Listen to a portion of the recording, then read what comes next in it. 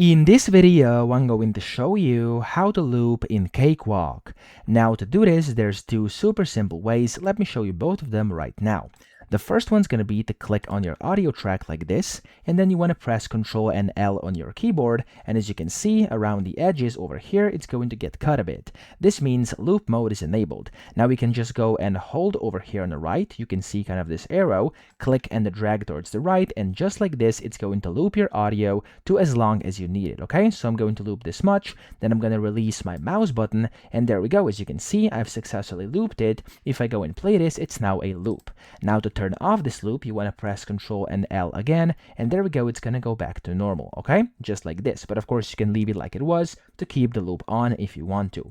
The second way is going to be to use looping with this button up here. Now, the easiest way is going to be to click on loop and then hit this button here, or just press L on your keyboard, and it's going to enable looping as well.